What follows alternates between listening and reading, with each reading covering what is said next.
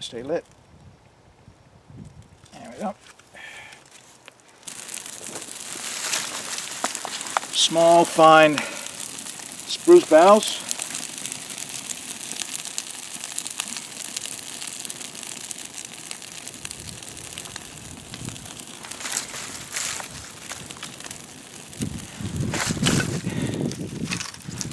Little larger ones.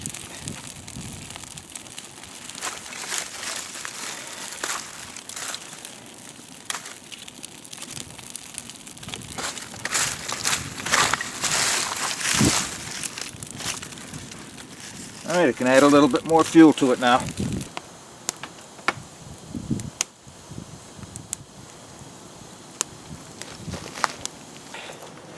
Okay, fire's lit, water's on for tea. Yeah, it's still a bit cool out here. I've been working for a while, time for a snack. And I've got a snack I want to show you.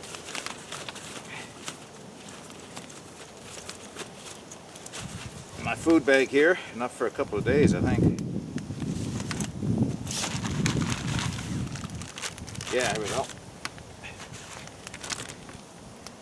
So, not so long ago, I watched a video from Far North Bushcraft and Survival, Lonnie. And Lonnie was making some homemade snack bars. Made primarily with peanut butter, honey, oatmeal, and then a few extras.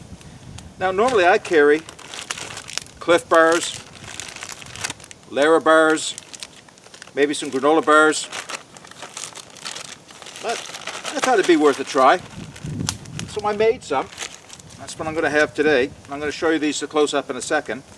I made some and I vacuum sealed it. My wife for my birthday in December gave me a vacuum sealer, a Food Saver vacuum sealer, so I've been playing with it, doing all kinds of things.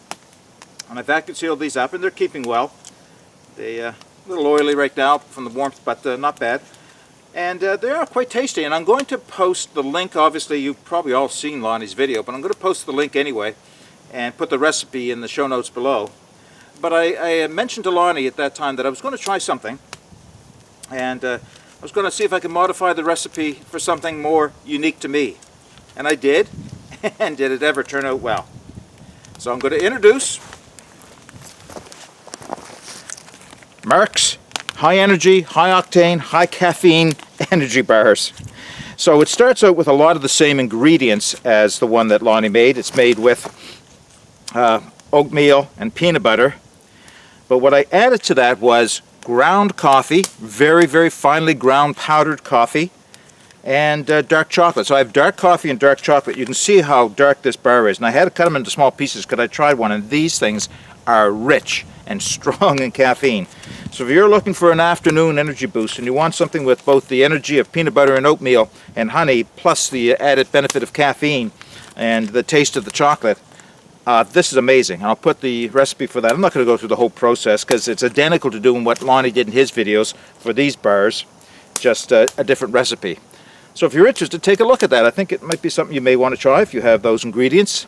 The trick is to do it in a double boiler, one pot inside of another pot, the bottom pot having water, or on a very low heat, just to melt all the ingredients together. So you don't want to do it at a very high heat. Then pour it out and spread it out, and when it cools, cut it up. So I'll let you look at Lonnie's video for more instructions on how to do that. But this is the one I'm going to have today because I don't quite need all that caffeine yet, just a little food energy. So in a recent video that I made at home, I designed and crafted a reflector oven out of an oven liner. And that video has been very well received. But I haven't been out in the woods yet to try it, so today's the day. So one of the things I had left undone in that video was how was I going to pack and carry this thing. So I thought I'd show that now. This is a for sale sign.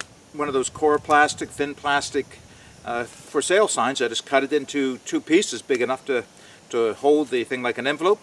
Use some Gorilla Tape to close it up. I have a couple of paper clips on the side. They're not necessary, but they're an adaptation that I've also come up with that other people may want to try. So inside my envelope is my reflector oven. Now, put the reflector oven together in a second, but out of some of the waste material out of the experiments, the same oven liners, I created a small tinfoil plate, and that's what I'm actually going to cook on today. Just another little piece of tinfoil. I can fold the sides up, make almost like a little tray out of it, and I'm going to cook some bannock here by the fire today. So that's an addition.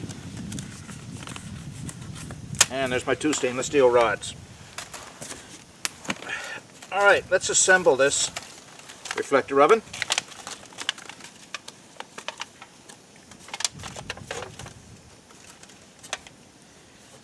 Alright, so what I've discovered is the easiest way to do this is take the bottom leaves, or one set of leaves, fold them out the furthest. The 2 middle tabs fold out. Actually, I think I've got this reversed. There we go. You'll see why in a second. So once again, these 2 leaves are folded out the furthest, the 2 tabs are folded in the middle, and the next 2 tabs are folded a little bit narrow again, so that when I fold it up and they go together, they will fall into place a little easier. The reason I had to turn this over from the first attempt was the little studs that hold it together are folded on that piece. Now this is where the adaptation come in. I was considering, instead of the paper clips, what could I use that would work as well or nearly as well, but might be a little bit more available to people to hold this together. And that's where these little paper clips come in. So I can take them, line everything up the way I want it, and then just pin it on.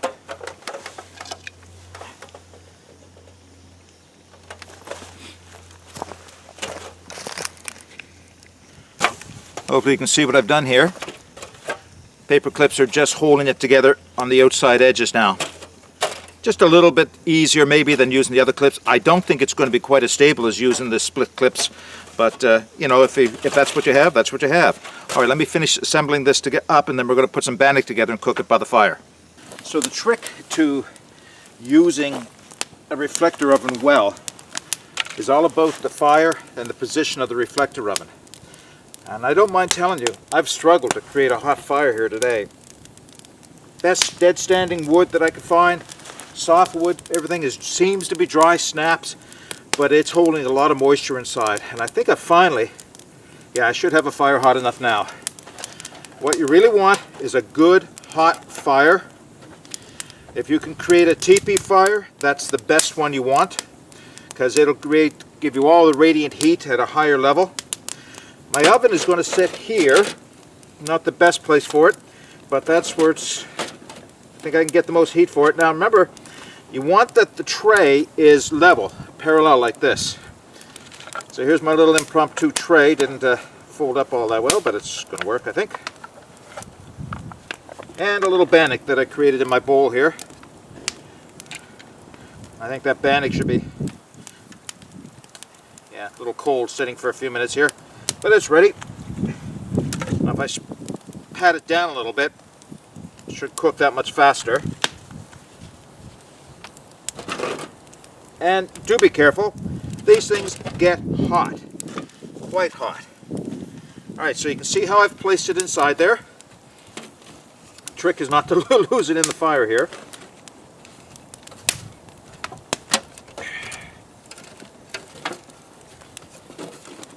Yeah, that might help.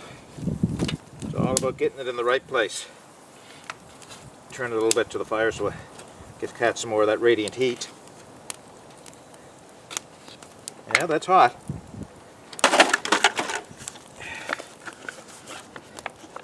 My tray was a little bit small, I think. There we go, that's better. Once again, try to get it positioned so I don't lose it.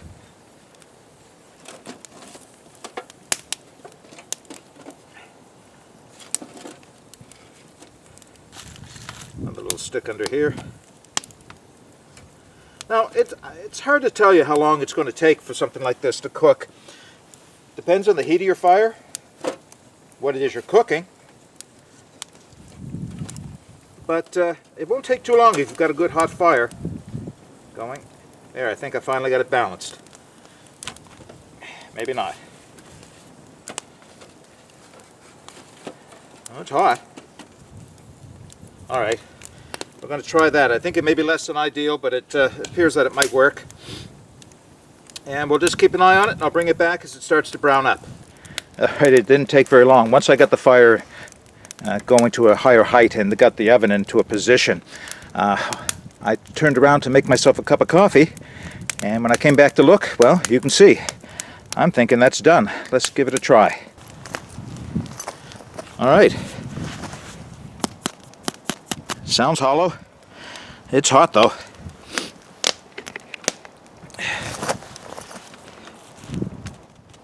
Alright, I gotta give that a second to cool down. I can't even handle it yet, but you can see, cooked a little bit more towards the front. Ideally, if I had been a little quicker, I would have turned the thing around so it got a little bit more heat at the back, but it rose on the back. It's not burnt. A little brown on the bottom, but I wouldn't call that burnt. That shows that there's heat coming from the bottom and the top. I wonder if I can open this up yet.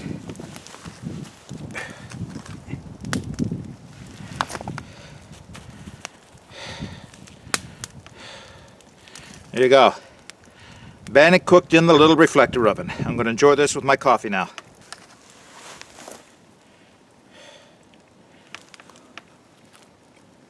Oh yeah. I think I could have left it on for another minute. It's not wet, but it is a little soft in the center. But it's tasty. Reflector oven does work. It's all about the fire. Making sure the fire is at a good high level, that you get the reflector oven in close enough, and that you get it angled properly so that the tray is level, so the radiant heat can come in at two angles and then reflect back onto it, onto your whatever it is you're cooking. Okay, I'm going to enjoy this. Bring it back. Well, it's mid to late afternoon now. I can see the sun starting to get a little lower in the sky, so it's been a great day, but I think it's time to call it all good and head back out to the woods. It takes me about an hour to get out of the woods from where I'm at.